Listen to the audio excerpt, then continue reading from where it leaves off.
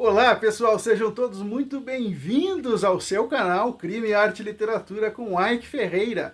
E hoje nós vamos falar um pouquinho sobre os Assassin's Creed, um jogo famoso que todo mundo já deve conhecer, inclusive tem até filme desse jogo. E a gente vai conversar um pouquinho hoje sobre o livre-arbítrio, que é tratado justamente nesse jogo Assassin's Creed e também no filme do Assassin's Creed. Seja muito bem-vindo ao nosso canal, dá uma curtida aí no vídeo, por favor, se inscreve no canal, que é muito bacana ter você aqui conosco, é muito legal ter você aqui fazendo parte disso que nós estamos criando.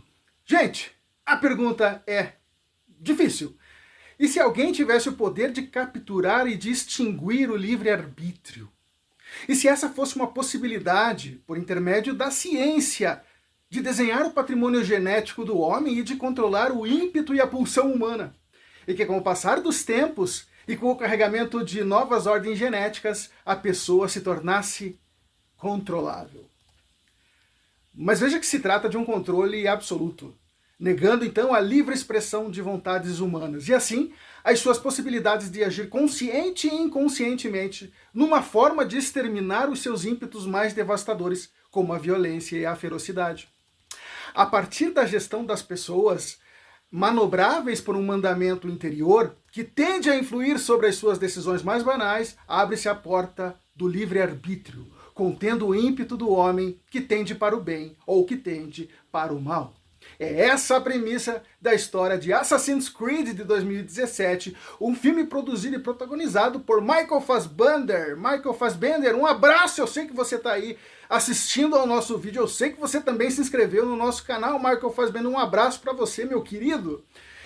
Esse filme, baseado justamente na história dos joguinhos do Assassin's Creed, ele tende a pulverizar as vontades humanas pelo método da transformação genética. Passa a ser, então, a disputa entre aqueles que creem na demanda e aqueles que se opõem à interdição da possibilidade do livre-arbítrio. Os assassinos e os cavaleiros templários que travam batalhas através dos séculos pela maçã do Éden, que no jogo tem o poder de controlar geneticamente o livre-arbítrio. Segundo a história, gente, controlar a capacidade de optar seria o germe inicial para conter a violência do homem, que seria comedido segundo mandamentos impostos em sua carga genética, abstendo-se assim das condutas e práticas violentas. Segundo a Bíblia, a capacidade de escolha do ser humano referiu-se a uma dádiva celestial, que conferia ao homem a escolha entre seguir a Deus ou um mandamento moral para a sua vida, imposto pela palavra do Criador.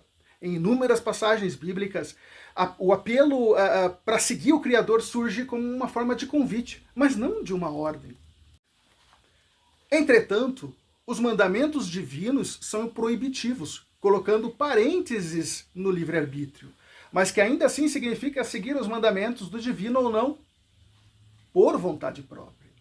A diferença entre aceitar algo por escolha própria e resignar-se com alguma coisa por não haver outra saída é influenciada pelos dilemas que todos carregamos e que fazem parte de um ciclo de evolução pessoal.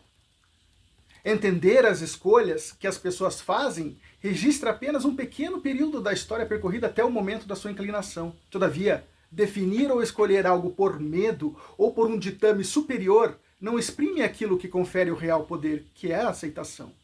Por esse motivo, o livre-arbítrio é uma das forças mais vorazes da história de uma humanidade que se uniu ao mesmo tempo em que se desuniu em torno das religiões.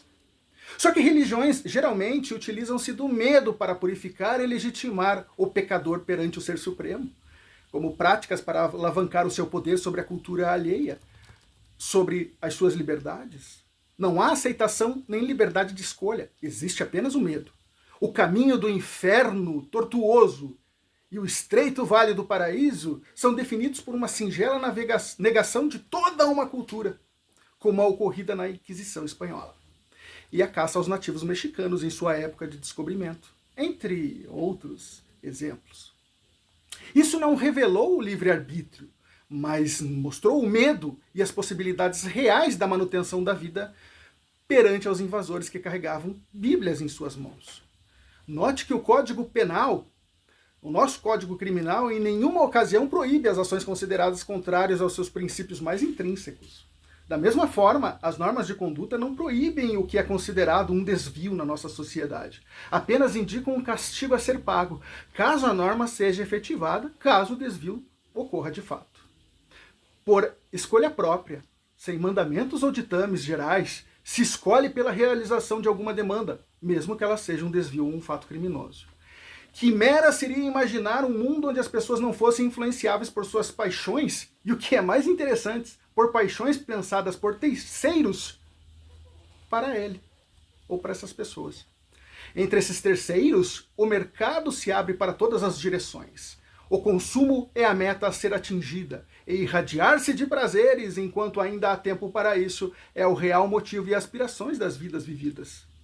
Esses são os ditames, né, e as influências de um Deus que surge com toda a força, sugando princípios e valores antes comuns, aniquilando o livre-arbítrio, pois a liberdade se resume apenas em consumo, apenas em comprar, e não mais que isso, como já nos dizia o querido sociólogo polonês Zygmunt Bauman. Livre-arbítrio é a possibilidade de escolha própria, sem interferências, o que não existe no mundo do consumismo, não é verdade? Ocorre que nos dias atuais, as luzes que nos iluminam indicam o caminho a seguir. O brilho e os aparatos pirotécnicos dos mercados são tão atraentes e são atraentes ao extremo. As luzes que descobriram as liberdades inventaram também as disciplinas, como bem disse Michel Foucault. Todavia, voltando à trama dos Assassin's Creed, imaginar quebrar a livre vontade por intermédio de um mandamento carregado geneticamente na pessoa significa matar o humano que existe em cada homem, significa matar o humano que existe em cada mulher. Se as escolhas servem para sopesar princípios e valores, não irão valer para esse intuito. Se as escolhas prestam para avaliar entre o bem e o mal, em nada modificaria a visão de humano, uma vez que a dualidade dessas ações, de fato, realça influências externas ao homem. Todavia, se o livre-arbítrio fosse de fato extinguido, o controle seria iminentemente mais propício ao detentor dessa tecnologia. Fato que nem Deus meteu sem querer controlar. Que legal esse assunto, gente, é muito bacana, né? E que legal ter você aqui conosco. Então, eu peço que continuem, que vai ter muita coisa boa, muito assunto bacana, inclusive do universo pop, da literatura, das artes e do direito. Cola aqui no nosso canal, senta o dedo no like aí, se inscreve com a gente, permaneça conosco, tem muita coisa interessante para que você possa ver, descobrir de repente até mesmo, não é verdade? Estamos juntos para isso. Um bom vídeo sempre deve terminar com aquele beijo no coração do professor Ike Ferreira. Um beijo para você, até a próxima. Esteja aqui, assista os vídeos, clica no sininho ali que é muito importante. Tchau, gente, até a próxima!